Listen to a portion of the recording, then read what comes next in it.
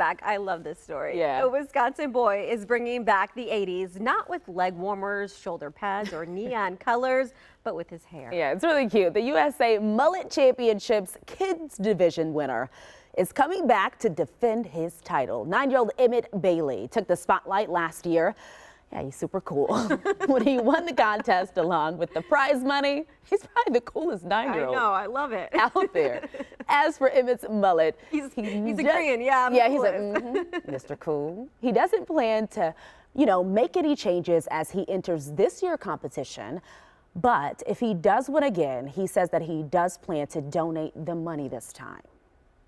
With my winnings, I'm going to donate it to the Fast Factory to try to get another kid into racing. He's a genuine kid. He's fun.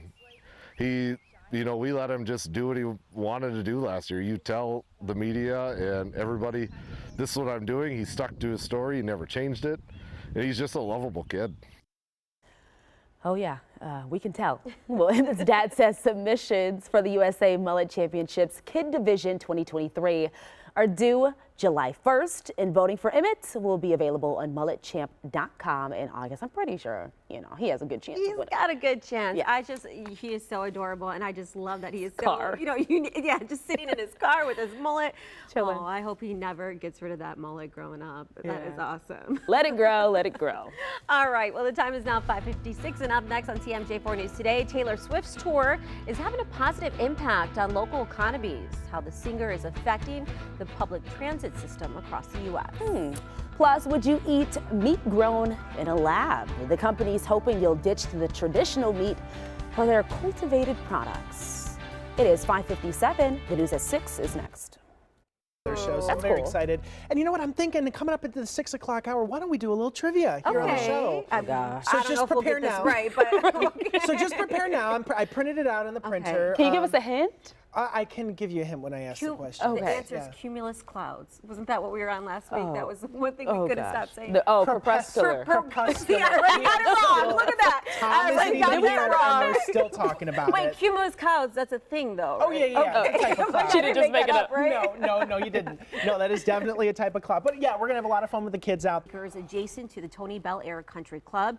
It also boasts 18-foot ceilings, a huge dining room, card room, a pool bar, a screening room. It goes on and on. Lighted tennis and basketball courts, a rose garden, tons of trees, lush landscaping. That's how you have to say it right? in the video. A rose garden. A rose garden. And a greenhouse. Now, the current owner is billionaire financer and philanthropist Gary Winnick. Hey, Gary. By the way, the house is also the highest price home when it was sold in 1980. And again, okay, it's a lot of money. Where's Gary? Where's Gary? Hey, Gary. We need to call this. Where's Gary? That's a lot. But you said you were looking for a home, and you found one in Milwaukee that was kind of like a little bit farther west of downtown, and yeah, it was on the market on the 16th of June, and 5 days gone.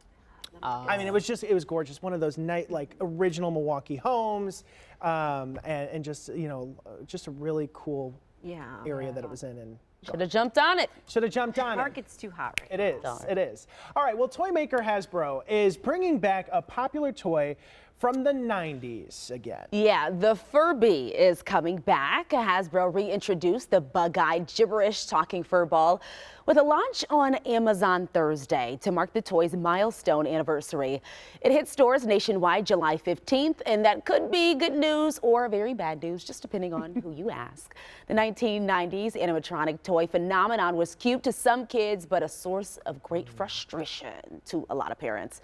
It didn't have an off button and would randomly just wake up from a silent slumber at all times of the day and night and just start talking. So that new Furby is still noisy, speaks gibberish, and also dances. It will cost you about $70. Oh, no. That's a lot. To wake up in the middle of the night randomly? And scare you. I'm gonna pay for that? Yeah, 70 bucks. Furby was introduced in 1998. Then in 2016, Hasbro launched a version called Furby Connect that did include an off button. I used to have one of these. You did? Oh, yeah. Yeah, it's like a little gremlin, they make little noises. Yep. And so it would, kind of move and walk a little bit. I don't know know why we like those things. It was like the cool thing to get back Yeah, in it the was day. definitely the cool thing. I Yeah. never had one, but I remember all my friends did. And the ones that they're bringing back look super cute. I mean, they Yeah. look cute. So but $70 is a lot of money. $70. Did we identify? Does that one have an off switch? The new one? Yes, Oh, it does. Sure, okay. parents are not paying $70 if it doesn't. They're like, look, if you're going to bring My it back, we goodness. have some. And who knows if it's going to have the same magic as it did the 90s? Yeah. Yeah, that's true. You don't know. Sometimes things are better left, Back in the 90s. Yes. All right. Well, some beautiful weather. 13 right now, and for months, the FDA has warned about a shortage of several drugs. And on that list, many drugs used to treat cancer. Yeah, hospitals nationwide have been forced to ration these drugs, and Milwaukee is no exception. Consumer investigator Jenna Ray talks with a patient and area hospitals about the impact of the shortage and how things could be getting better. Jeff and Connie Boley have been married for more than 2 decades. In December, the Milwaukee Public School counselor and football coach got news he never expected. They did an MRI and ended up finding it was the size of a grapefruit. Jeff was diagnosed with stage 4 bile duct cancer, had surgery to remove part of the tumor in January, and started chemotherapy a month later. I mean, it was tough. It was such a shock just because it seemed to happen just then so quickly. Jeff's treatment included a drug called cisplatin, one of the many cancer drug supplies the FDA is monitoring. The shortage this time is much more severe. A lot of facilities couldn't get any drug at all, and some patients were having to be turned away at some facilities. Dr. Corey Shamas, the director of oncology for the Aurora Healthcare System. He says it was a select group of patients impacted. Patients with certain diseases at certain severity of their diseases. Jeff was one of those patients. Living in the United States, you don't think that would happen. Experts say for drugs like cisplatin and carboplatin, both used to treat cancer, profitability for manufacturers is low, which contributes to the shortage. It's very difficult, and it's not fair to the patients, because of decisions that were made by some of these pharmaceutical companies. We were stuck. This past week, Aurora was able to get more cisplatin. But Dr. Shama says the crisis isn't over. I think that as a society, whether it's government and industry, needs to take control a little more of this and understand that this isn't just about profits. It's not just about, the business of medicine. This is about people. The Boleys are now taking change into their own hands. We really are trying to reach out to those politicians, asking what we can do. We're here to be the voice, and it's not just cisplatin, it's other chemotherapy drugs and other drugs. So we just can't let manufacturers really rule people's lives. I'm consumer investigator Jenna Ray.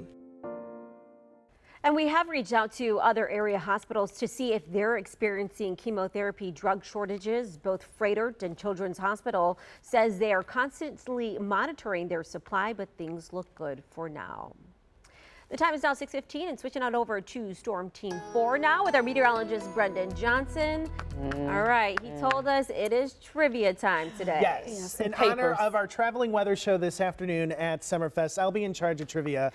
So I thought I would give you maybe I'd give you a little hint here. Maybe one of the questions we may ask later this afternoon. Okay. What is the most amount of snow Milwaukee has seen in a day? 24 inches, 20 inches, 18 inches, or 15 inches? Which one do you think? I'm going to just go big and say 24. I know I'm probably wrong. I'm going to go big with her, too. Incorrect. What? 18 inches. Really? There was 17.9 inches recorded on March 3rd, 1881.